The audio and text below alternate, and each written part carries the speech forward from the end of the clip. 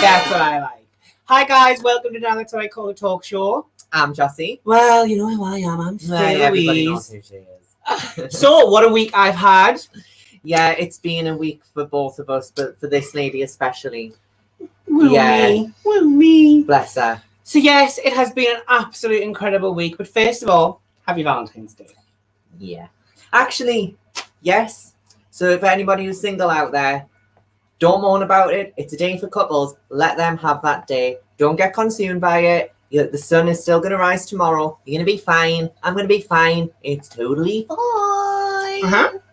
And then that's all I got to say. No, is that okay? Well, yes, as we all know, I had a breakdown. Yeah. I was vulnerable. I was lost. And I had a breakdown. You did, but sometimes in life you need to have a breakdown to have a breakthrough. She told us to share it though. I was like all about, look what happened to me. Sent her a video looking for sympathy, of course. And she was like, I think you should share it. It shows other people that you have a message and like you can be vulnerable because obviously I am very happy all the time. Basically, I just had a day of crap. Yeah, it was coming at us from all sides. From every side. It was like, you're this, you're... It was just everything and everywhere, and it just irritated the life out of us. But those are the whims with being a trans woman in the 21st century. It's not easy, but mine was not trans-related at all. No, it wasn't. No, it was more life-related. Mm-hmm. And it just got to me, and that's my story, okay, guys? So... That's it. Yeah, but she's back to normal today, so yay. Although our t-shirt says otherwise. Not today, biatch! So, oh my God, is everybody excited for our show today? Oh, I know. We haven't even announced the guests. Well, we did online. Everyone knows. We have online. So coming up today, we have Lydia L'Scabies. We Oh my then God. have Kellie Maloney. Yes, we do. And then joining us, another American.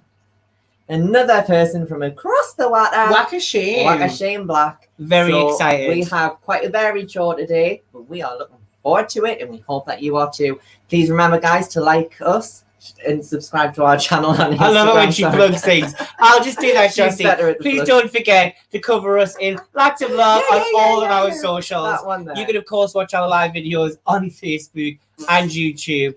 We are not sponsored by anyone other than ourselves. Yeah, sponsored by me. So coming up soon, of course, we're going to be talking to Lydia. But first of all, guys, how's everyone doing? Mm-hmm. How is everyone today? Is everybody happy because it's Valentine's Day?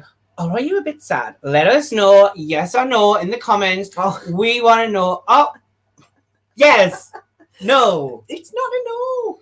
Well, I'm it not is a unhappy no. about it. I'm just, it's just today. In days like today, it does shine a bit of a light on it if you are single and have been single for a long time. But I'm just going to say to everybody out there, don't get consumed by it. I've said it before and I'll say it again. The sun will rise. The sun will rise. Blah, blah, blah, all blah, that blah. stuff. She knows. I've probably told her that about 20 times today. Yeah, she has. But also, it does hit home.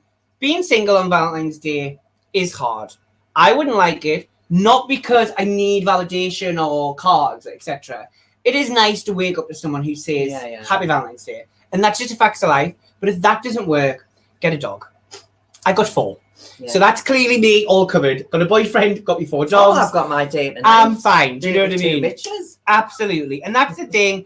Don't let yourself get consumed by it because realistically, it's not going to be an issue. Yeah, and it just breeds negativity. So just don't go down there. And this is the whole other thing. If you're a negative, sad, lonely person, you're not going to attract anybody. You attract people by being a shining light and all that kind of jazz. So that is how I'm feeling, and I hope a lot of people also think about that.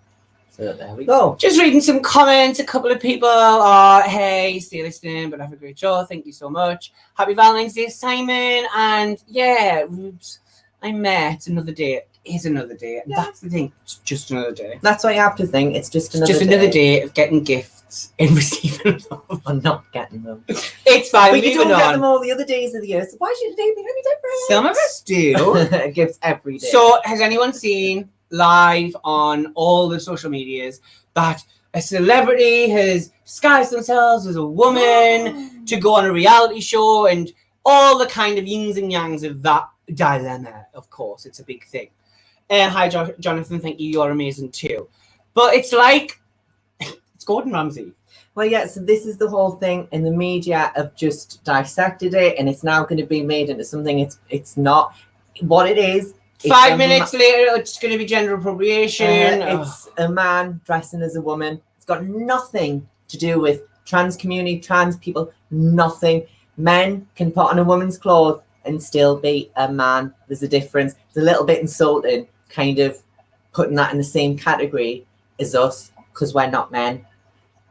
What do you mean? Well, no, we're not men, and I get what you're saying. But Yeah, for me, it is literally just somebody going undercover as like a different person because they're obviously doing a reality show. Probably like an undercover boss kind of thing. Years ago, remember they did one with Katie Price and the Look dress at Little Britain. and yeah, people. God, let's just all like loosen up a bit and relax with all this kind of shit.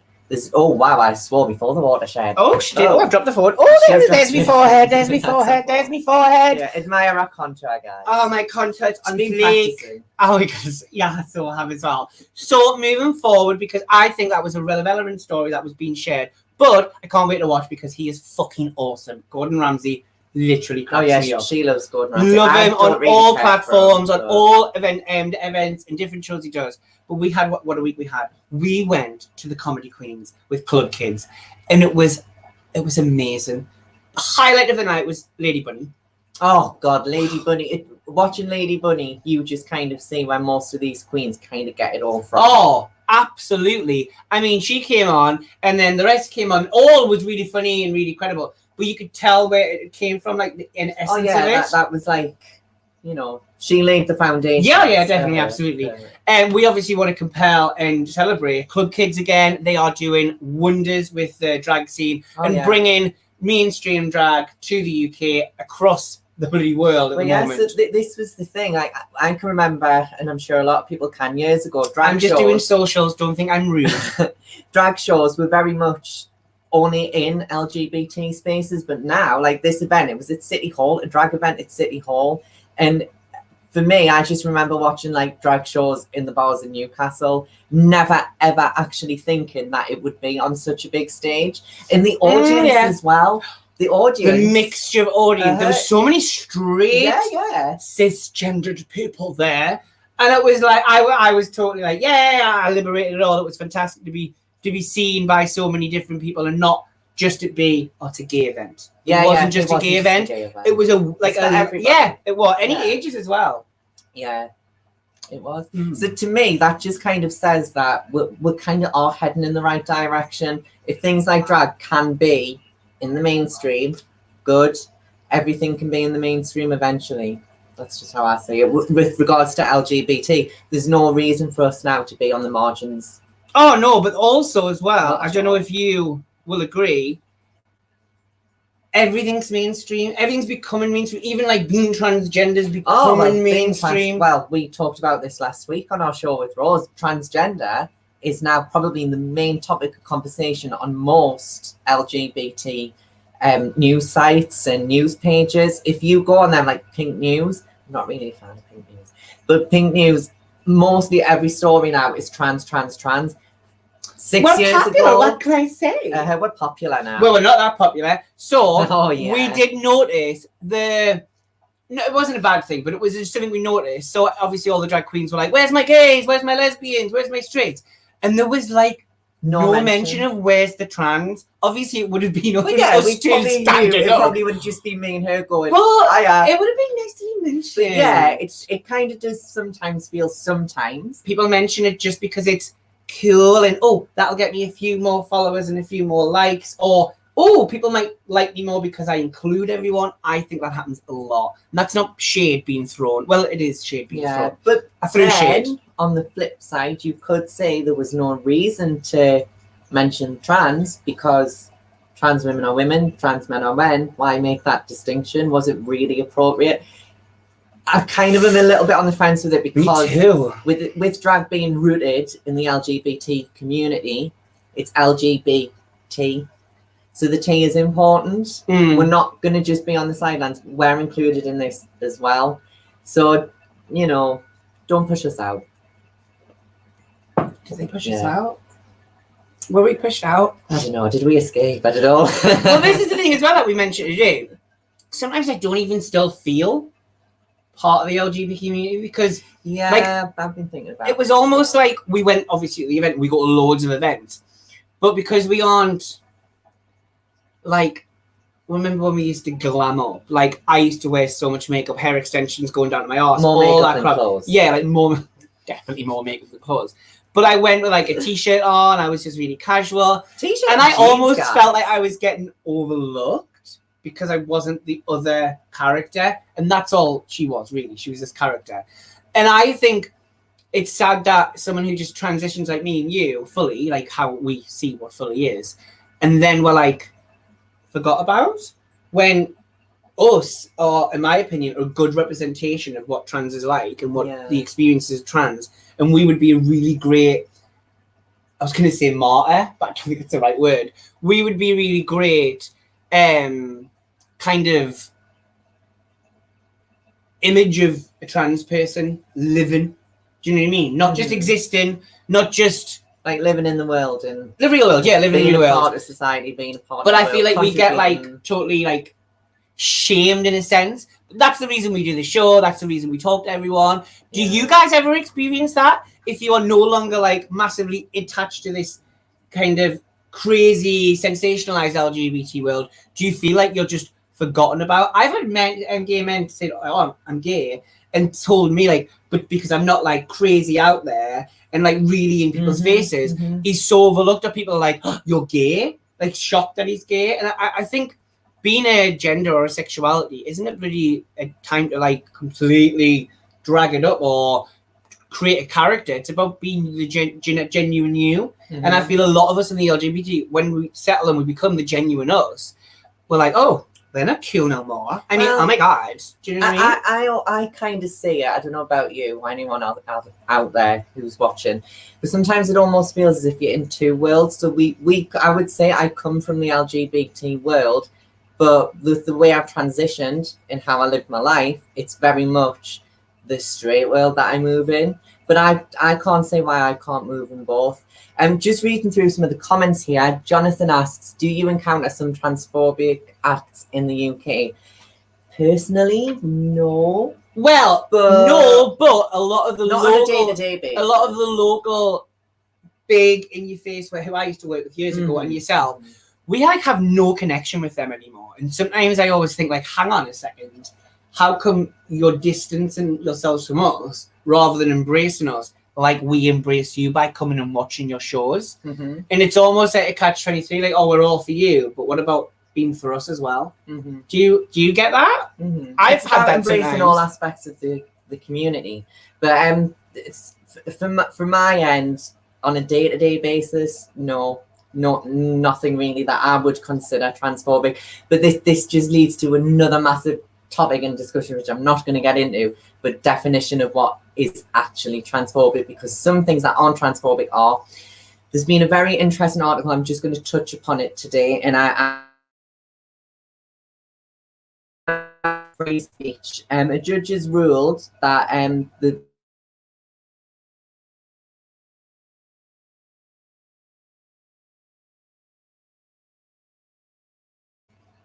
Oh, hi, we're back. Hello.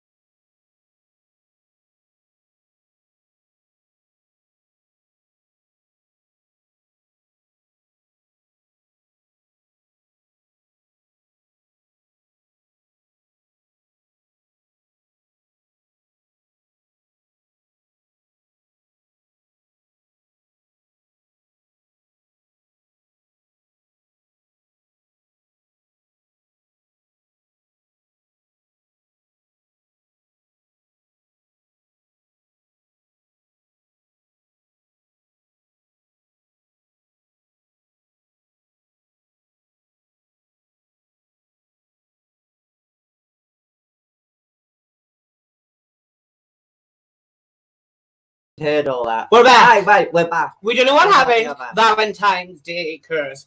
Or the people that don't like us are totally out there. Yeah, that's what I This think is it ridiculous. Could it be, am I going to get sacrificed tonight or something? So, right, what I was saying just before we went up. A judge has condemned the Gestapo-style policing of people's tweets on Twitter. Right. Specifically coming from transgender activists. I'm going to go transgender activists. So there was a gentleman, Harry Miller, denies being prejudiced against trans people, but the police turned up to his work because of tweets that he put out there. Obviously, maybe saying something a little bit derogatory about trans people. I don't know.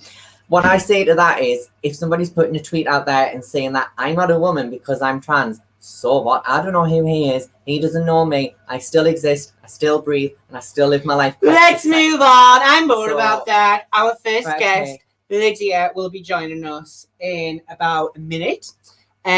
So we're going to bring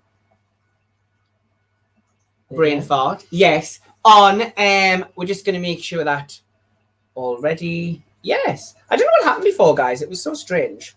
Wasn't that Only weird? happens to us. Hello. Yeah, you're right. Yes, Yeah. really good. Welcome to the show. Thanks for having me. No problem. So for everybody out there, obviously we stalk your profile daily. Oh, Please tell everybody who you are and a little bit about yourself. Stage name Lydia L'Scabies, putting the art in tart, the pro and prolapse, and the fun gal in fungal infection. I'm 28 and I'm based in Brighton, UK. It's on the south coast. It's considered, a lot of people say in terms of America, it's the San Fran of the UK, but Yeah. Yeah. Oh, I love Brighton. I've been many times. I love it. I always felt really free when I've been in Brighton. right, Yeah. it's a blessing and a curse because it can be quite a bubble because you go like 20 minutes either way and it's like, bleh. Yeah, it did feel totally different to what it feels like back home. Almost like it kind of wasn't real. Almost like I was in, like you said, like a bubble. I was in some weird LGBT bubble, which was lovely, but it was just a little bit strange. Yeah. Yeah. So first of all, we really want to know where your drag aesthetic came from. Oh God.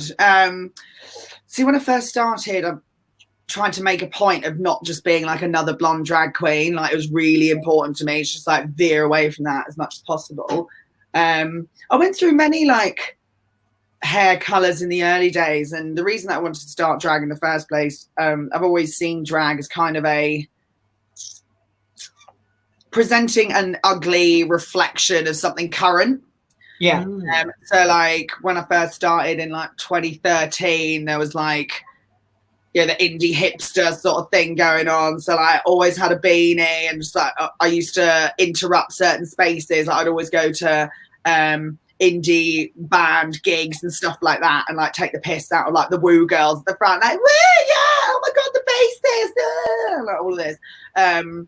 And then there's a street in Brighton called West Street, and it's got like Prism and all of the like jank, Yates, all of those places. And she used to like slap on like a Miss Selfridge dress and just be that bitch and just I just like turning up places and upsetting people basically. And yeah, like, I never got any grief for it, but Brighton, do you know what I mean? But yeah, it was a lot of fun. And then somewhere along the line I just donked on a blonde wig and I was like, oh shit, there she is. She's arrived. She's arrived. Yeah. And I'd say like I said, like in the early days, I was kind of taking in my surroundings and trying to respond to that. Mm-hmm. But then there was a lot of things rooted in a lot of my influences. Like, I really love like nasty blonde villains or antagonists. Like earliest examples, like Meredith in The Parent Trap. Yes. Oh. Yeah, just like those kind of like spicy, but like, with a calm, calculated smile, but you kind of love to hate. Yeah, but then like you kind of got the bratty side of things, like Angelica Pickles, my queen. And then even like lesser known characters like Carrigan in Casper. And then you got Tracy Lords in Crybaby, Pamela Anderson. There's like loads of like blonde icons that I like to like throw into it. And then yeah, like I tried to be quite current, but then somewhere along the line just ended up going down a sort of vintage route. There was a poster for like a venereal disease from like the 50s, and they're so misogynistic, and they all blame women, and it's sort of like, she's got it, beware, like, like fucking hell. And I was really into the idea of being a different kind of sexual threat, because a lot of people do find drag quite sexually threatening, like on the outside of things. Do you know what I mean? So then I think I was watching Beetlejuice one day, and I just clocked his like moldy hairline. I was like, had like a bit of a moment. I was like, oh my God, I should have like a rashy hairline and rashy contour, and like really wear the disease element like all over. And it's so weird because like some hetty guys in clubs will see me from a distance and not quite clock that I've got flies stuck all over my face, and get closer like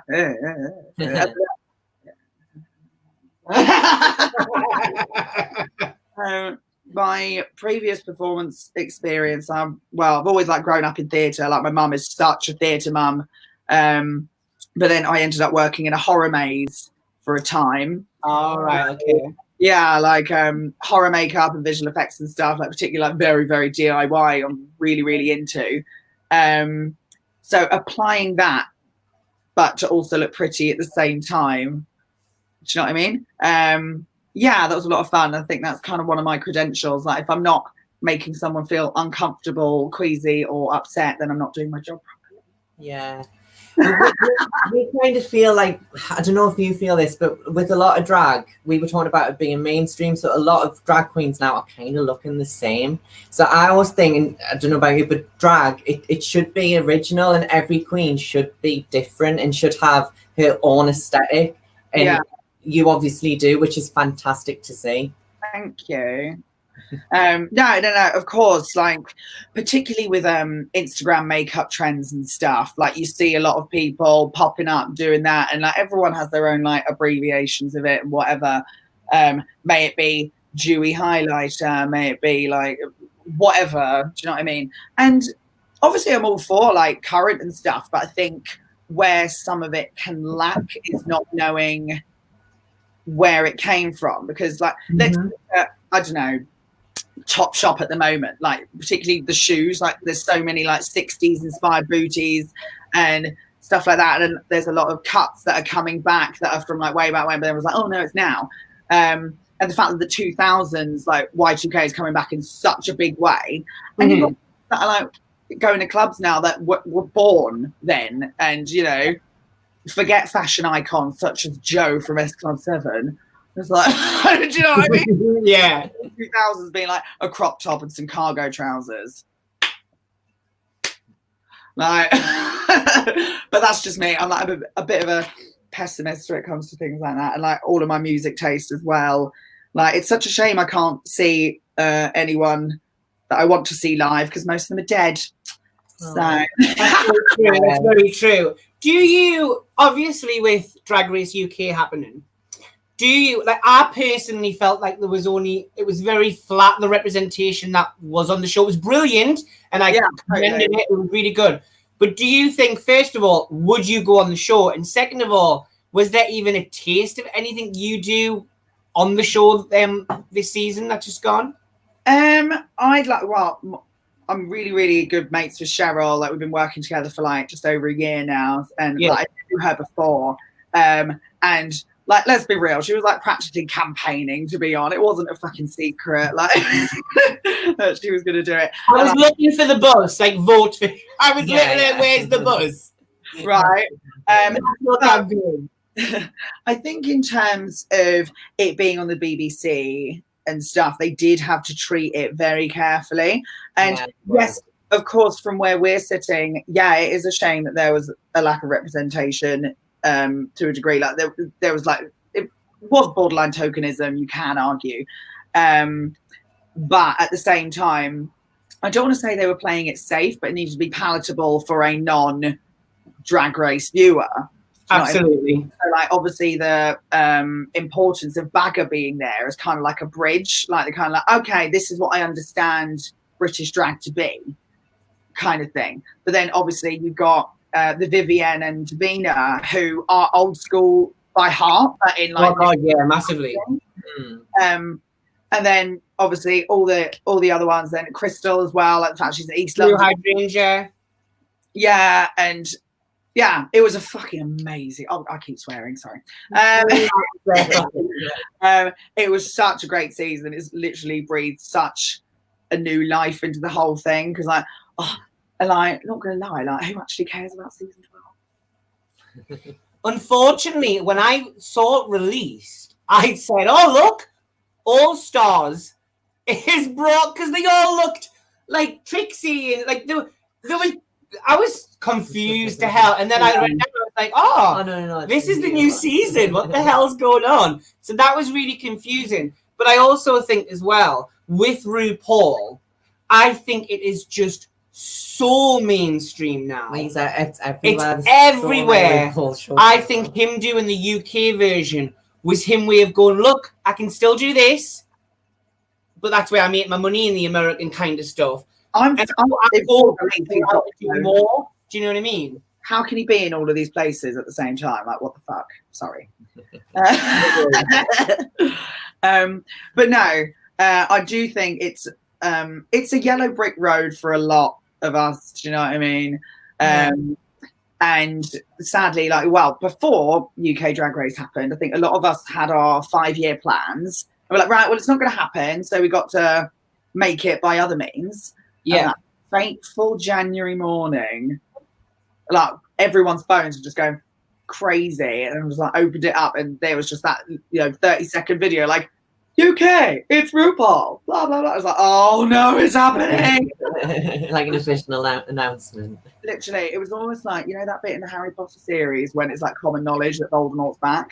There's like a dark mark booming over every city, and everyone's just like. Well, we had a little bit of gossip from a Newcastle queen, so no names mentioned, but she is very out there, very dark at sometimes, and was replaced with Gothy because that was better representation. And when we were told this, I was like, that is so not the correct representation. If we were to go to a Newcastle drag show, what we see, especially around Newcastle, Darlington, etc., we are seeing more darker drag, which I personally love. It's more varied. Also more classical drag, like the old guy in a dress, kind of, you can't. Yeah. I love that. And that's how I always love drag. The only way I love really pretty drag is like, for instance, Violet, who won. Where she came to Newcastle and was like doing like Ariel. That is a different level of drag I've never seen before, and I was awake for that. And then we met Jinx Monsoon in London and went to our London show, and it was totally different to what she'd done traveling with. It was like a theatre production, and for us, we were seeing these different pockets of drag that a little bit like the light needs to be shone on them more, because it was really fucking awesome. Yeah, it's not someone running out on stage doing a lip sync and then buggering off. It was like it was an actual performance. Oh yeah, it was really good. Like for me, like my not credentials. I always say that that's not the right thing. My mantras, as it were, like in drag, like be nice, be different, and don't suck. And also, in the words of Gypsy, you gotta get a gimmick. You can't just. Oh yeah, you've got to have something. Yeah. A look lasts 30 seconds on stage for me. Do you know what I mean? And I guess this is another reason why I wanted to start, because I was seeing YouTube videos of like performers in the States, and there was one of Miss Fame doing Summertime Sadness, barely lip syncing, just taking money off people. Oh my God, that's a really good point as well. I find it. Do we do that anywhere in the UK? Like, do the queens perform to get money? There's a few places where, because obviously you can't lob pound coins at queens. Imagine. There's 50 pence, you twat. Now dance for me. Dance for me, bitch. I get that. Some places, I know Cha Cha Boudoir in Manchester did it. You can swap your cash for drag dollars, and then they get banked up at the end of the night, sort of thing. And obviously, like in the States, it kind of goes arm in arm with stripper culture, which is so cool. But obviously, here, we're in the UK, a lot of queens are more performance driven. you don't have, you can't just take 5 to, take money off people because there is no money. So just You don't have to copy off the Americans. No, That's we the don't. thing We as well. don't need have to mirror the We do our own Americans. thing in the UK. I do. No, not at all. We can do it our own way. We have been doing it our own way. We have for many years. Go ahead. So obviously you're from Brighton, and Brighton is the gay capital of the UK. And we've seen recently, I knew this was happening, but it's been announced today that Mariah Carey is going to be headlining Brighton Pride. And I think, oh, it's wonderful. But then I kind of think, oh, that's just such a massive cliche. And then it just makes me think, has Pride almost lost its soul? Like, I was having this discussion with someone yesterday about Pride and what it's like now to what it was like, say, 10, 12 years ago. And it was more community-based. We used to have a massive street party on the scene. Everyone was welcome and it was fun. But now it just seems so commercialized. I really do feel that. It goes without saying, like, of course, it's an amazing thing that, such headliners are happy to do it in the first place. Obviously, they're getting paid, blah, blah, blah, blah, blah. But there was such a hoo-ha about even Britney coming. And, like, oh, don't get me wrong, love her to pieces. And, like, I'm so happy that I got to see her. But she was physically there, but not there. Isn't that just Britney, though? Wow, really? Right. It was quite heartbreaking because she was just literally an automotive. And there was just like all this gossip about backstage and like how the British police couldn't get into her tent and stuff. Yeah. Oh, there you go. Oh. Heard it here first. Oh my God, that is so amazing. That is so. Britney Spears in Preston Bloody Park. Of course, he couldn't get into her tent. Yeah. So yeah, on one side, yeah, it's amazing, but then on the other side, yeah, of course, it does feel. To some people that is selling out, but I feel particularly in Brighton, we really embrace allies, and it's not like, yeah, well, you need to realise that every gay venue in the world has, typically straight women that come in and treat it kind of like a petting zoo. Do you know what I mean? It's like, oh, look. I used to be introduced to people as, oh my God, this is Fay, my trans friend, and I'd be like, whoa. Well, what, like, even... What's the name? Exactly. So I used to perform a lot, like stilt walking, fire dancing, and be very, very, very slutty with my clothes. You do. Lack of them. And when I was that character, it was fabulous. Everyone loved me. Now I'm just Fay in a top. They literally, when I'm meeting some of the RuPaul queens, oh, this is Fay, it's our trans friend. Even still now, and I'm stood there going, is that how you introduce me? Really? And it is so irritating, rather than just like, this is Fay, like, oh my God, get to know her, she's fabulous. I have to be fabulous because I'm trans, rather than just being awesome because yourself. I really struggle with the community. It's not, we are very opinionated. We're opinionated bitches, but if we weren't, no one would fucking listen. But even now we go back to the community and there's this like standoffish, like, oh, you aren't like running around the streets naked anymore. You're not good enough for us. And I'm like, what? This is so hard. Yeah, clearly not your true friends if that's the case. So that's why we've only got each other. I feel like do you find in Brighton transgender is just so embraced? Oh, yeah. There's like a thriving trans community. There kind of always has been, but obviously with new social movements like in the world and everything, and it's becoming more spoken about and acknowledged. Yeah, there's like loads of places in Brighton where they give out pronoun badges for nights out and stuff, and it's so lovely. And like, there's such a great support network, like you name it, honestly. There's a really, really strong, like even like a strong trans drag scene as well. I've got a few characters here. My darling sister, Rococo Chanel, who I co-write theatre shows with. We've done Fringe a few times, won some awards and gone places, you know what. Oh, flick of the hair. And then my friend Daphne, who's a fellow resident at Club Revenge, she's amazing. And then, yeah, like you got some amazing trans kings as well, particularly in London, like Chio, love Chio, Mark Anthony. I could go on. But yeah, I'd say, well, there's definitely an exchange with London and Brighton because, like, we go there, they come here. Yeah. Yeah, I'd say it's very supportive and lovely. Yeah. Well, Brighton hosted the very first Trans Pride, didn't they? So Yeah. I do feel that like Brighton is Brighton. Brighton is Brighton, and it is a nice place. It is a nice. Oh yeah, place. definitely. Yeah. Do you feel that your representation of drag is kind of going all over, or do you think you and a couple of others who you know of and work with are only doing kind of your type of aesthetic?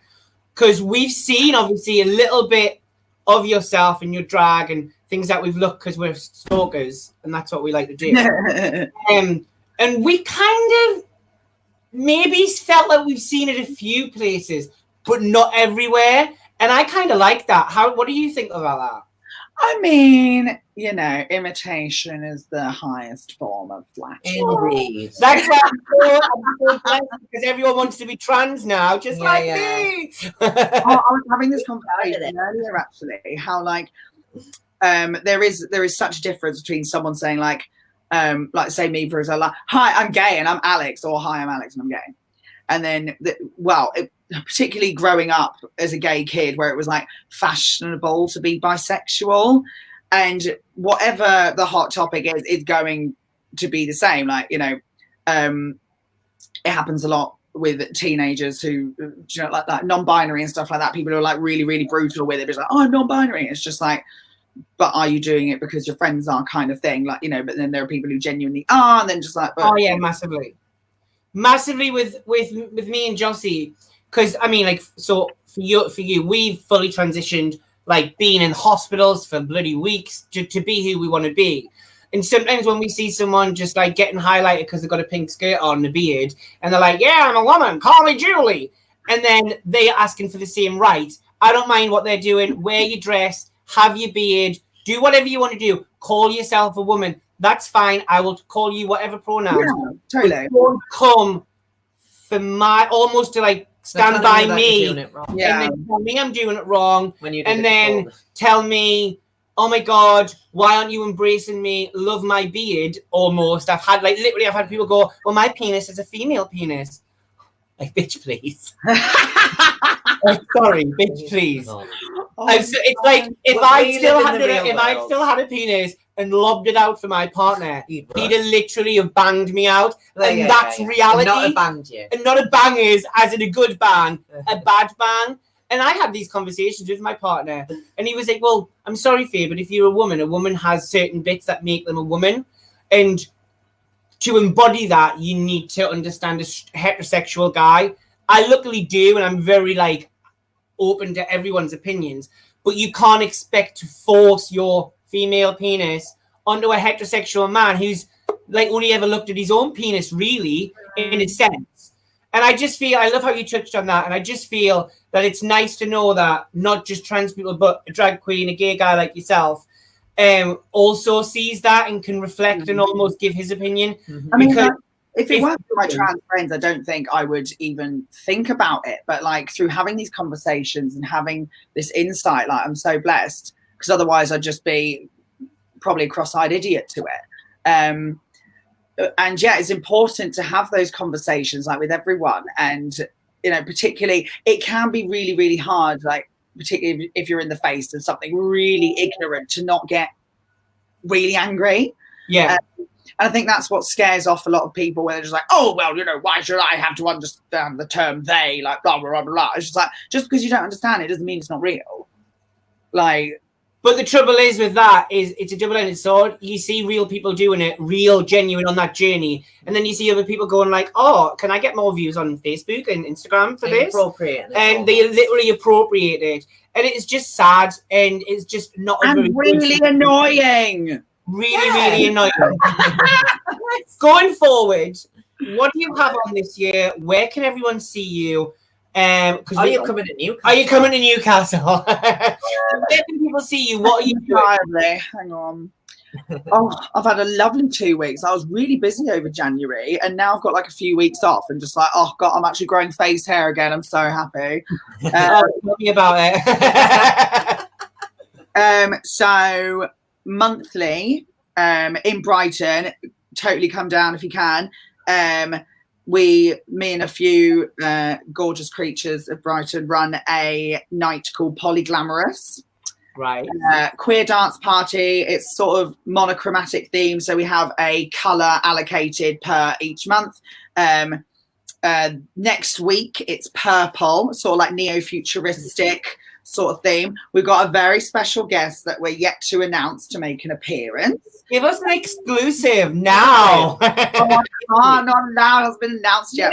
Not even a clue. If you look at the branding, it's all there. We'll have in a big way. And like this individual, I worked with them. When was it? I think it was like late January. Met them for the first time, and I was just like, you know, when sometimes you get like starstruck just because like you love their Instagram and all of this, just like, oh my god, I can't believe I'm finally meeting them. But oh my god, what a troublemaker! I loved it.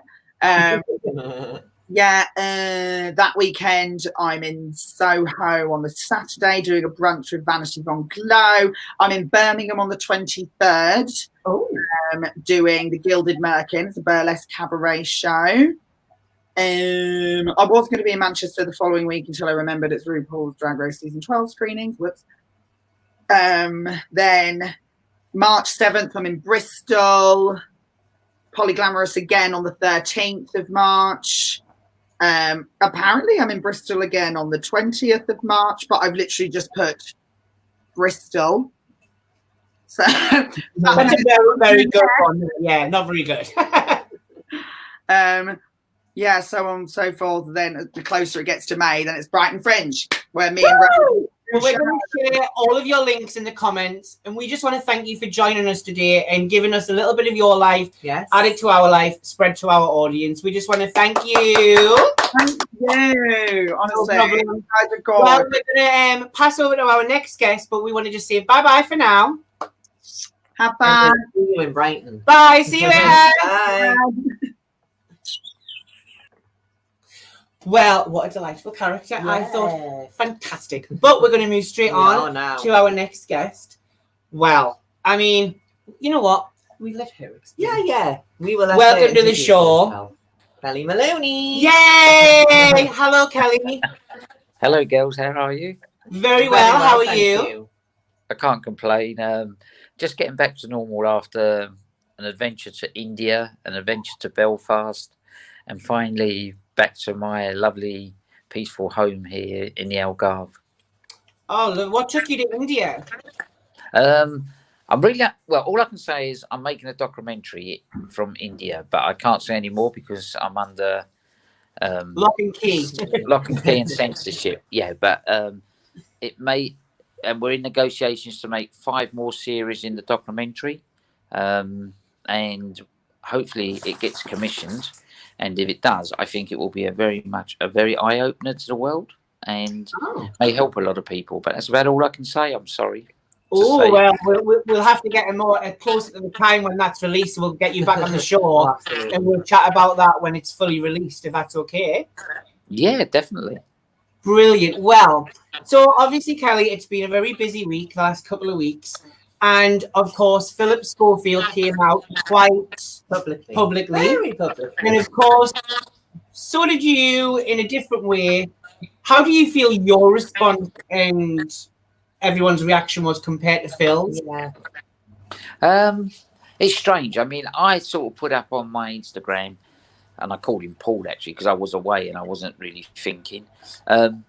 Is it big news about someone coming out gay in the 21st century? No, I don't think it is anymore. You know, very much like people, I was hounded out as well. I was hounded out. I didn't come out freely because I was never going to come out freely. I was going to live a very private life. So I had to come out. And I asked the same question. Does it matter about someone's sexuality or gender? Because at the end of the day, we're all human beings. You know, it's not record-breaking news, is it, that someone's gay or someone was born in the wrong body? It's it happens. You know, it happens throughout the world. You know, gay men and trans people have been in this world for Forever. as long as the world's been going, I suppose. Yeah, Absolutely. Yeah, but this is the whole thing. So I kind of feel that we're now moving towards, I don't like the word normal, but the only word I can think of is normalized. So LGBT people are now in the mainstream.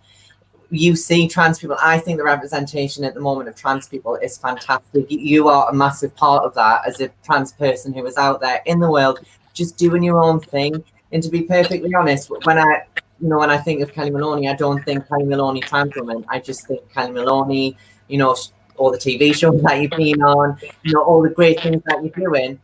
But the whole thing, that's not what you're famous for. And I think that is how it should be. You shouldn't just be famous because you're trans or you're gay or whatever. It should be for your talent or what you do. But your gender, it's not something that I feel you should be famous for.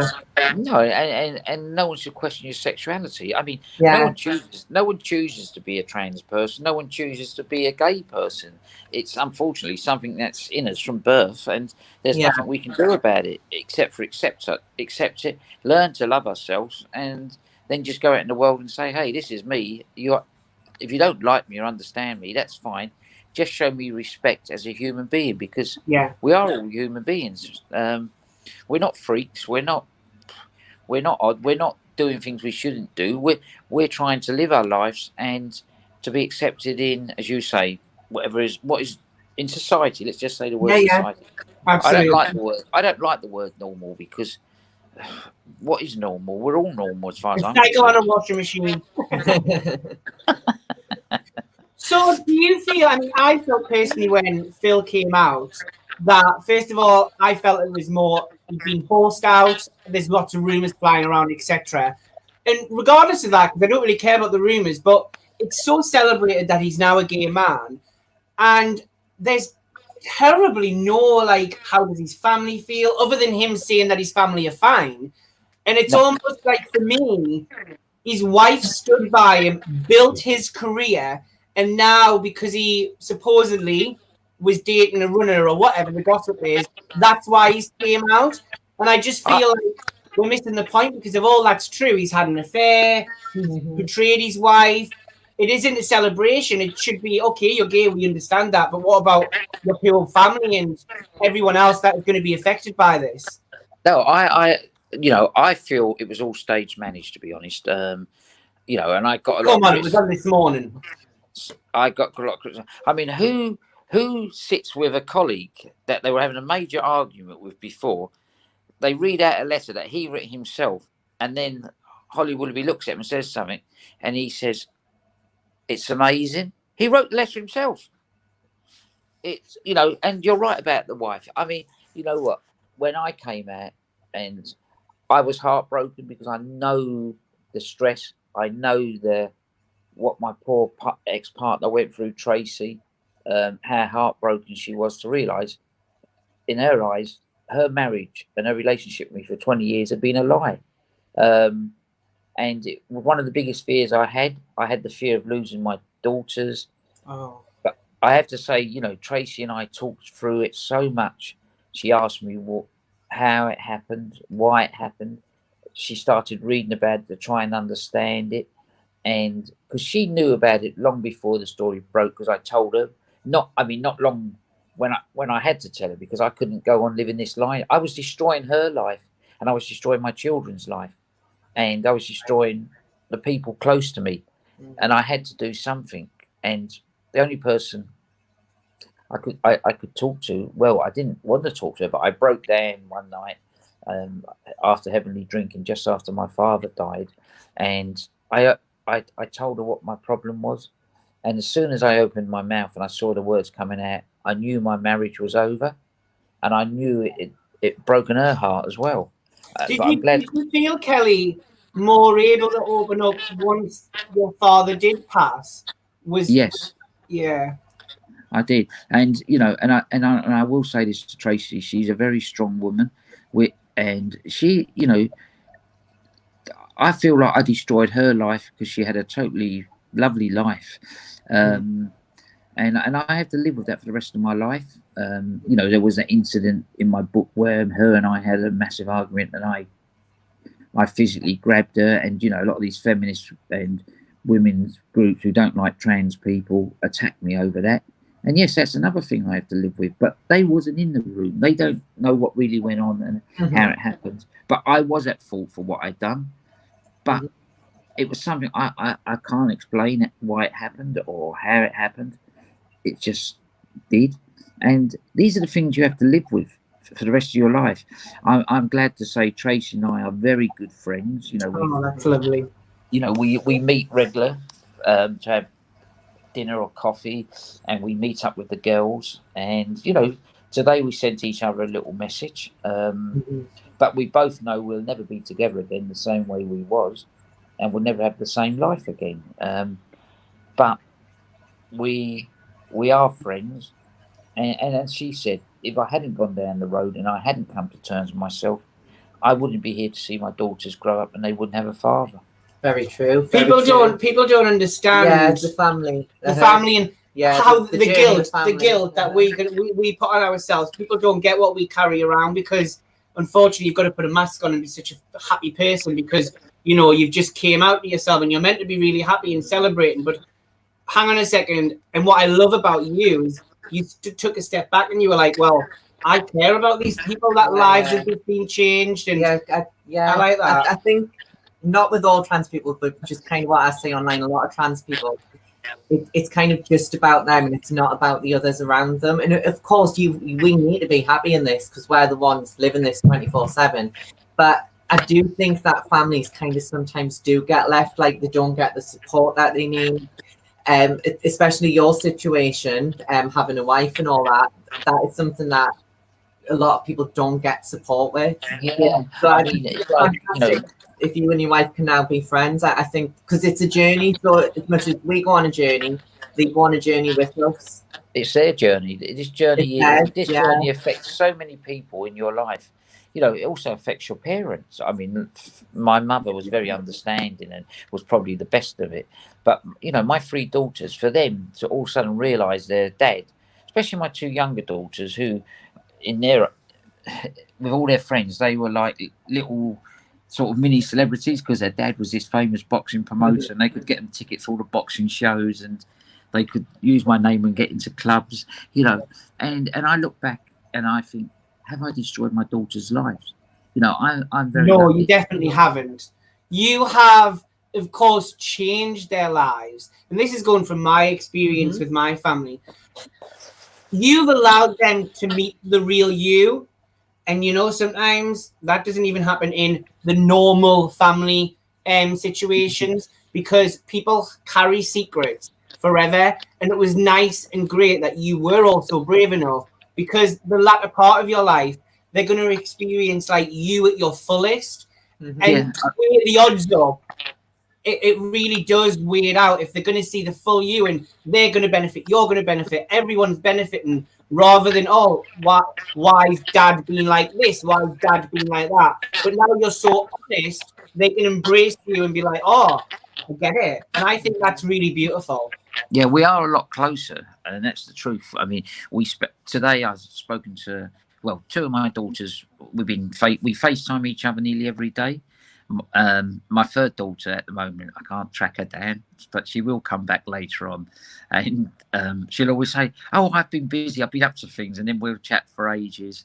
And it's nice. They share things. I think they share more things with me as Kellie than they did with me as Frank. That I think as Frank, they were a little bit, I don't know, maybe afraid to open up to me. Maybe it's because they could also feel your closeness, and maybe that was something they were always feeling, because unfortunately you had to be, because you were more scared about how they were going to feel and what the effects were going to be. You just touched upon something and mentioned your previous name. Yeah. In society, there is massive uproar about so-called dead naming. What do you think about that? Do you get offended if someone refers to you as Frank or a wrong pronoun? No, I often get called Frank. You know, I mean, I'm walking along the road and someone goes, "Hey, you're Frank Maloney," and I go, "Yeah, I was Frank Maloney." I says, but now I'm Kellie Maloney. And then they'll sort of realise, and they go, oh, I'm sorry. I go, no, it's okay. Look, I understand. You know, for 50 years plus, I was Frank Maloney. You know, I can't wipe that out of my life. I'd like to, but I can't. And if I did wipe that out of my life, I wouldn't have had my 3 daughters. I wouldn't have had the beautiful relationship I have with Trace. Exactly. But yeah, for Frank, there would be no. You know, and I also think a lot of us trans people are our own worst enemies. Yeah. We have to understand, you can't. If someone misgenders you, as long as it's not malicious, I'm fine with it. You know, I was on the airplane the other day. Someone turned to me and went, "You're the boxing promoter. You were Frank Maloney. I so admired you, and I really thought you were brilliant. But you know what? I admire you even now that you've been honest about yourself, and that to me is, you know, is so. And some people, some of my friends, will be talking to me, and they'll just slip back into when I was Frank, and they'll start talking about football. They'll start talking about sport. I can't wipe that out of my life, and no trans person should. We should embrace who he was. We may like to try and forget it. I always say this: I can hide from my past, but I can't run from my past. Exactly. Oh, yeah. Do you think, as obviously you transitioned and there's an LGBT community, do you feel like you are massively part of that community? Because as a trans woman and a trans woman, we almost feel that we're not in it as much as we used to be when we were like mid-transition, a bit half, etc. And we almost feel like we've been pushed out of that community a little bit. Do you know what? I always say this. I think the T should be separated from the LGBT, because the T is about our gender and the LGB is about your sexuality. And then if you decide that as a trans woman I have a relationship with a woman, then yes, I'm a member of the LGB. But if I have a heterosexual relationship, like a friend of mine who married let's just say a perfectly cis guy, and they're very happy, she doesn't want nothing to do with the LGBT community, because as far as she's concerned, she's a married woman to a male. And that's where I stand. But I have a lot of friends, you know, I have a lot of friends in the LGBT community, and I do socialize with them. I actually feel very comfortable socializing with them, and I think we can learn a lot from the gay community, because they had such a tough fight to be recognized. You know, as you say, we are being more accepted, but I still think we're about 15, 20 years down the ladder where the gay community used to be. You know, people still look at trans people, especially a poor trans man that's 6 foot something, massive. You know, I heard comments about Caitlyn Jenner when she was in the house, and I think, do you know what? Show some respect to that woman. That's all it needs to be. It's respect. The respect's never there. And I mean, I've been out shopping and people say I'm one of those passable trans people, but I don't always look like this. I wear tracksuits a lot, and that's not saying that makes me look like a boy, but I'm definitely not aiming to have a dress on every single day. And I don't experience being outed, as people say, but I have witnessed it, and I can clearly tell by looking at that person that they are mortified and horrified, because they still feel that is just another way for society to push us back in. And I've publicly stopped the people who were being discriminated and told them, like, how dare you think this is appropriate? And they'll go, well, why do you care? And I'll say, well, I used to be a man, honey. Do you know what I mean? And they're happy. Whoa! I'm very much the same. I know it does offend some trans people, but I think if we as trans people also realise it's very hard. People are afraid of the unknown, and really, you know, one of my friends said to me, "I can't work it." You know, it's very strange. This is when I first trained, when my transition story broke, and they phoned me and they went, "Have you transitioned because you want to sleep with a man?" And I said, "Sorry," you know. Question. I said I could have sleeping with a man as Frank and got a lot more out of it, you know. I said I transitioned because I really was born like this. I was born with a female brain, but I've hid it for so long, and if I go on hiding it, I'm not going to be here to share my life, see my children, my grandchildren. I said, why can't you just remember? All I've done is change the outside wrapping. I've still got the same brain. I can still talk boxing. I can still talk football. I can still be your friend. but that person cannot be in the same room as me. Oh, wow. Dawn has just read my mind. So Dawn asked, what does Kelly think about trans women fighting women boxers? Dawn, you read No, this is a very hard debate. This is Kelly, can we let us just give us our opinion on this, Right, and then you okay. can go from there. We believe if you are transitioning as a male to female and you're in sports, as long as you took the the precautions of like taking away testosterone or doing blockers and still getting strong and still being able to win like that, then I don't really see the point, the problem. But if you just put like a scrunchie in your hair and your mates still call you Dave, and you're like massive, and you're like, well, I'm a trans woman, I'm going to do this. Then I have to kind of stop them and wait. Well, that's not fair. That's not fair. That's not a fair fight. That's our thoughts. What are yours? Mine are very similar to that, actually. I do think you have to have the full operation, or have the your testosterone stopped. You have to be on hormones for a certain time to your level breed. But I work in sports still. I work in boxing still, and I work with a very top sports physiologist who I speak to a lot, and he tells me he believes there's still a difference when a trans woman transitions. There's certain parts of the body that you like your bone structure, the size of your hands, your feet, you can't alter, and some of the muscle structure doesn't alter. Yeah. Like seriously. But what he says is there's not been enough scientific research into the subject. So I don't think a trans woman should take part in boxing events against a genetic woman at the moment until all this medical stuff and all this scientific stuff has been really, shall we say, surfaced and researched. I do know Loughborough College are doing a lot of work on this at the moment. But then you can go the other way. A trans man, a woman transitioned, obviously trans man, who boxes professionally in America, and he has boxed against men and beat men. So where does the argument? Absolutely, it's almost true. If you've had, as long as you've had something that is stopping your testosterone blockers, and you've been on it for a good amount of time, so it's a fair fight almost. Then I say this: we as trans women are not breaking no rules.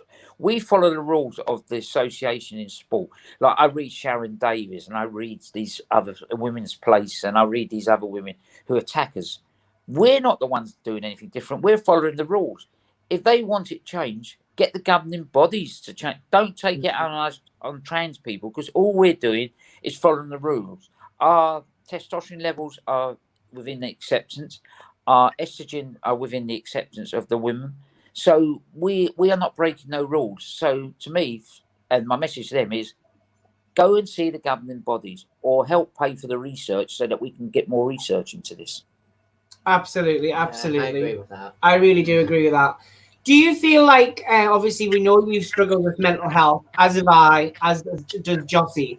Do you feel like, because we personally, once we transitioned, we were discharged. I had this conversation. We had no support was left, and now we're almost having to like go back with this new psychologist or etc. But then they just think everything's about being trans. And they think, oh, well, it's because you're trans, and I'm like, no, it's not. It's because the world's so screwed up. Like, there's other things I'm bothered about. It's not just because I'm trans. How do you feel the support is there for yourself for mental health? I've never had support for my mental health. I've had counselling all my life. Mm-hmm. Well, I wouldn't say all my life, for like at least 10, 15 years. I actually do have a counsellor's phone number in my telephone, 2 actually, and I do phone them if I need to talk to them. I think I'm a very strong person. I try to deal with my own issues by talking to my family and my friends. But, last year I attempted suicide again over an issue. And I ended up in a psychiatric hospital here in Portugal. And that made me look at a lot of things differently. And touch wood, since then, I've really got my, I've been strong.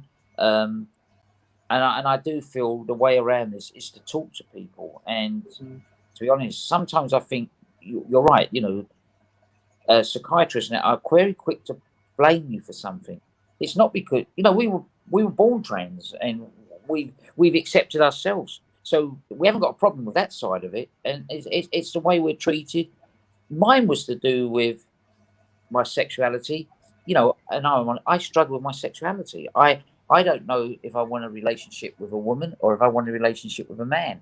Yeah. And that is very hard for me. So I sort of built this wall around me, and that wall protected me. But unfortunately, it got broken down last year. I met someone, and the signals were right, and then they were wrong, then they were right, and then they were wrong, and it sent me over the edge. I just got into this state where I felt I would never meet anyone, And then one of my eldest daughter, I was talking to her, and we were chatting about it, and they said to me, "Dad, we don't want to lose you. We need you in our lives. You've always been there for us. You've always helped us and guided us. Please talk to us." And I said to her, I've got all you in my life, but I feel lonely. I feel I need someone in my life, And she turned to me and she said, "Dad, you taught me this in my life. You don't need anyone, but you'd like someone in your life. So why don't you practice what you preach?" And I took that away, and I started thinking like that, and I started building the wall back up again. And since then, I've been strong. And yeah, I'm not out there searching now. But if I go somewhere and the light goes on in my head and I meet someone and we can communicate, and it's not all about the sexual side, it's about No, it's not. Soulmate. Soulmate, yeah. And being that person that you can open up to and share. If I meet someone like that, then it's going to be, then I will go down that road. But if I don't, I'm very happy. I think I found happiness. I think I found inner peace since that incident last year. I moved house because of what happened in that house. And I sort of, I do a lot of other things now. It's not all about, if I'm honest, it was about finding someone in my life. I wanted to prove to everyone, I don't know, did I want to prove that that I could find love as a trans woman? I really don't know, but I know now that if that right person walks in my life, I will know it's that person. And what was your realization point? So for me personally, when I knew I was transgender and was transitioning, it was actually more of a sexual thing. So I was obviously sexually active, but it was almost like I was being forced to do these male activities with another male because I identified as a gay guy back then. And it was only the realization of the things I didn't want to do and how I wanted to look and present myself in those situations that it was all about being feminine and being a woman and looking like a woman and treat like a woman and just being a princess, Kelly, just being a princess. Yeah, I don't know. The moment that I said to my parents, "I'm not a gay guy, I'm a transgender woman, and we need to get this sorted." And I was on like a million times an hour, like between me saying I'm transitioning to me having long hair and being fabulous was a couple of years because I was so focused. Because then I knew, well, to have a great sexual life and personal life, I needed to get myself where I needed to be. And now, fully transitioned, I'm very happy. But what was the moment that just clicked for you and you were like, "Oh, wow"? No, do you know the moment that really clicked for me is when I had my final gender reassignment surgery. I didn't look in the mirror. I didn't want to see myself, but I went home, and 2 weeks after that, I actually looked in the mirror and I saw the body that I've always dreamed about having. And I just smiled and I just said, I can't believe it. I finally got the body that I always dreamed of. I used to hate looking in the mirror as Frank Maloney at my naked body. At the time when my body was totally feminine. And I just smiled, and do you know, I couldn't stop looking at myself for about an hour. I just kept I was turning every way, every shape, and I was looking, and I was just thinking, and I kept looking, thinking, it's finally gone. It's actually gone. I remember when I got my boobs done, I was like a goddess around the world, and I went out and I wanted to be so celebrated. And then when I had surgery, it was like someone had just took a weight off my back and went, there you go. And I was like, finally. Finally. One of the first things I did. Well, I had my top and bottom surgery done at the same time. And Right. I remember, I'm very much into my fitness, and I go to the gym regular, and I still do personal training classes, and I went to the gym, and previously when I used to go to the gym when no one knew who I was, I used to obviously take my false boobs off and just run with a baggy t-shirt on, but this time I actually had boobs, and I got on the running machine and I was running. And I thought, what the hell's happening? What's going on in my body? Because they were going up, and I realised it was boobs, and I had to rub my hand under there. And then when I got off, I think I phoned my daughter and I told her, and she went, "You are so stupid. You need to buy a sports bra, man." They're going to be like, you better get used to it. So I had to go out and buy all these sports bras, well, not all, a few sports bras, but that was quite sort of a moment of finding yourself, I suppose. One of the first things I did after I had my gender reassignment when I recovered, of course, was I remember my mum bought me a bikini because I wanted all new underwear in a new bikini. It was so like, I want to go on a beach, I just want to wear it. And I came running down, I was like, yay! She was like, you'll have to be happy with me. Absolutely. My daughters have barred me from wearing a bikini. I can wear swimsuits, but not bikinis. What do you feel is next for you? Where do you see yourself going? Of course, you live outside of the UK, which we'll definitely come and visit. Hint, hint. You're welcome. We are due holiday.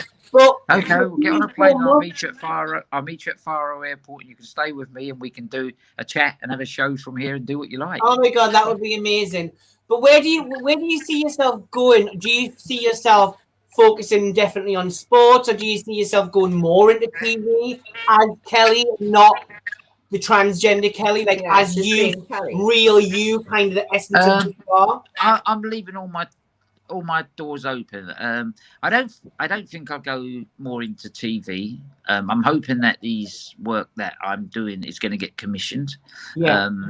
Because I also think age is a factor in television, and I am getting, though I feel very young and I look after myself, it's hard, and having young daughters keep me very young, and we talk about many things, but I think television has an ages thing.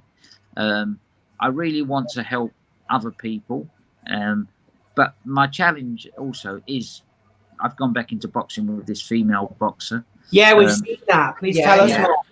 And I really want to probably prove to the boxing world, a female can do it as well as a male. And I want people to understand women don't have to be, I've seen a lot of things, and obviously coming from a very macho world, I've seen how sort of strong and powerful men treat women. And I've been in that circle when they've made sort of derogatory comments and that. And I think it's, and I work with a friend, Rosemary Reed, who's a very powerful woman, very great producer and director. She runs Power of Women TV. I don't know if you've come across it, but she's about enlightening very strong and powerful women. And I've been to a number of their meetings, and I've been there when she's been doing her shows, and I think it's amazing. And because I've got 3 daughters, I want them to realise they don't have to be afraid of being a female. They're equivalent to any man out there, and the same for us trans women. We're equivalent to any male out there, and equivalent to any other woman. So reach for the ceiling. That's my motto. Yeah, it takes balls to be who we are, in my opinion. Trans women have balls. I've lost my balls.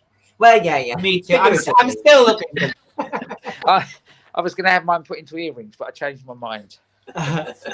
Some people often ask me, like, did you keep it? And I'm just like, what? I know. I get asked that question. I get asked that question a lot.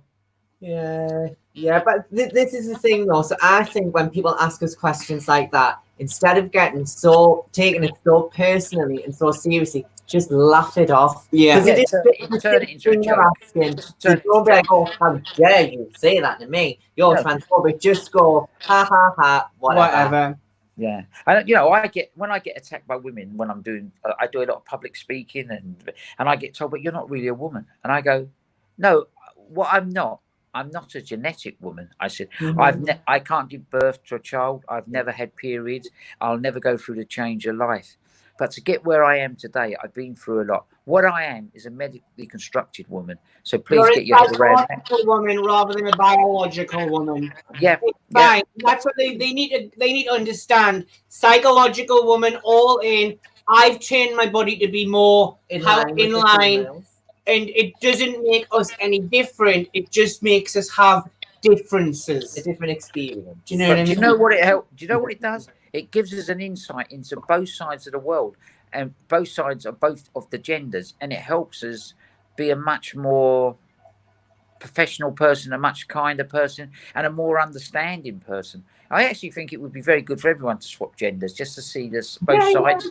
Just for a game. And the world would be a much different place and a much happier place and a much more understanding place. Well, the world is very sensitive about everything, as you'll agree. Overly sensitive. But what we've noticed at the moment is lots of people are coming out, such as like the Me Too movement and like not correct workplace ethics, how men are treating women a certain way or other young men a certain way. Did you ever experience any of that or see any of that within the boxing community? No, because it was a very male-dominated situation, and I was always self-employed, and I had a very good team. I treated the couple of girls like who worked with me the same as I treated the guys. If we went out, they were invited out. If we went anywhere, they were always asked with us. If I asked the guys to make a cup of tea, I'd ask the girls to make a cup of tea in the office. It was never. But what I did find is when I transitioned and I came out as female. The respect level I had as Frank Maloney was up there. When I went to a boxing show as Kelly, the respect level was on the floor. And I just thought, what's the matter with these idiots? My brain hasn't changed. I'm still the same person. So show me the same respect. And I think that's why it's been very hard for women to break into the boxing world because men just want to keep him out. They don't want him in there. They won't give him the respect. I mean, I know someone, he's quite old now, he's in his 80s now, but he is a typical Southeast London guy, and when he saw a woman commentating on boxing, he turned it off and refused to watch it and said, what the hell does she know about boxing? And he even stopped watching football when he heard women commentators. He went, what do they know about football? And I was, and I thought, well, it is a generational thing, but and it's an educational thing. So hopefully the younger people will understand it a lot more, and eventually, we won't need a Me Too movement. Women won't have to be abused or do sexual favors to move up in the world. And it's this world should be equal. You should be chosen for a job because of your ability. Again, I'm not. When you see these people like the Danish girl, the trans community were up in arms because the Danish girl wasn't played by a proper trans woman. But it's also a commercial world we live in. If people are investing money in a big film like that, they want the best star that can play that role. And Eddie Redmayne brought in a lot of money for that film, made everyone a lot of money, and played the role perfectly. So why wasn't he entitled to play the role? If there was a trans woman out there good enough to do it, she would have got the role. But there wasn't a trans woman out there good enough.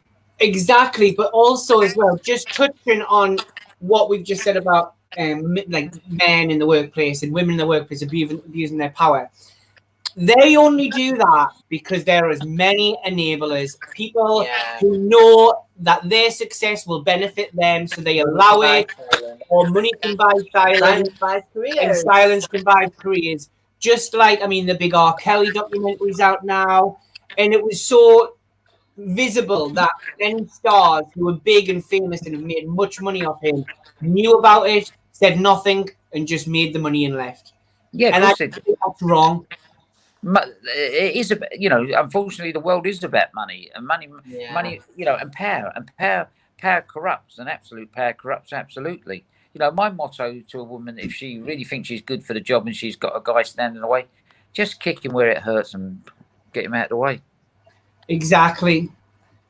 I feel that it's been an insight into your life today, so much better to be able to have you just being your authentic self, not kind of edited to do this or that, etc. And I just want to say that we celebrate you as a person, as Kelly, and as Frank, because your journey has been epic, and I just think you're doing it the right way.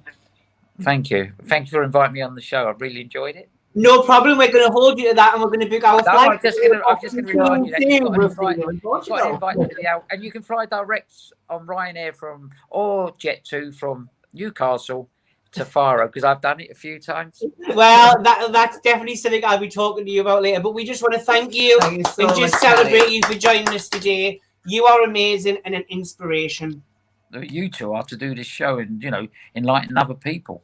We are trying, and as we say to everyone, Kelly, if you have anyone you know that would like to come on our show who essence the same story as us, then please tell them to contact us. But thank you once again for joining us. Thank you. Have a nice day. Bye-bye. Bye. Well, you best get on Skyscanner now and book our flight. Yes. Well, what an interesting show we've had today. We were meant to have a third guest, but I think she's sleeping. Yeah, Time differences happen. But we'll soon sort it out and get her on our next show. So does anyone have any questions, guys, or any feedback from today's show? We're going to continue to the end of our show. We don't have long left, but we just want to once again thank our guests for joining us and just applaud them for that. And let's see if I can get this one right. Don't forget, guys, to like our channel and subscribe to our Instagram. I need to write this down. I am dreadful She's at it. so rubbish. Guys, we're on social. Finished. Drop We're us a on like, social. subscribe, and don't forget to share our videos because our message is important to me. So, lastly, finishing off, what is happening next? Well, I'm off to Manchester for something. Yeah, she's going to Manchester. Yes. Can't tell you what it is. I can't tell you what it is. But we want to thank you all. We want to let you know that we are here, we are listening, and we are bloody talking about it. So if there's anything you want us to talk about or anything just in general, just let us know and we'll get talking or we'll get interviewing these people. Because as we said before, if you can't talk about it, then don't mention it. Exactly. Have we ever said that? What am I going to say? You know exactly what I'm going to say here. As well as talking, bloody well listen. That's what. Listen. Talk and listen. Well, our final subject is the uninstated, unterrible tea card. Oh, well. Oh my God, so it's popping up everywhere. Yeah. Here's my tea card. What? You're going to arrest me? There's my tea card. I didn't do that, officer. There's my tea card. I did not hit him back. Here's my tea card. Yeah, I did not do this. There's my tea card. So this goes for everyone. There is a tea card, there is a gay card, there is a race card. It happens. We use Everybody it. pulls. I have totally used it. Like, Guilty. But using it to get out of prison or being moved to a female-only prison when you've committed many crimes is ridiculous. And we had a very large amount of crap the other day about this because we were talking on our lives on Instagram. Please subscribe to YouTube if you want to watch them all. They're all updated. But what we didn't like is that we were then called the transphobic motherfucker. Oh, God, yeah. How do you? I literally we're going to do another show this week, which tells you all about this because I just wanted to finish on. He has an insight. The big thing. But basically, we are transphobic. How do we get up every day and look in the mirror knowing everyone is laughing at us? So I was kind of like, hi there. Please subscribe to our channel. Don't forget to catch us every week for new videos.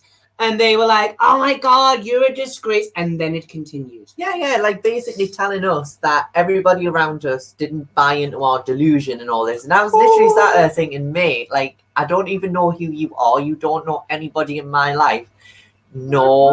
Yeah, like, Yeah, so that's got us talking. And when we get talking, we get serious. Oh, yes, we can. So we are going to release a pre-recorded video all about it, and we are naming and shaming all of them.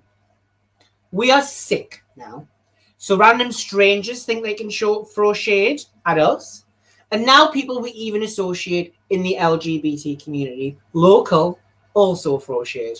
I'm not mentioning no names, but you know who you are. Get over yourself. Seriously. Get over yourself.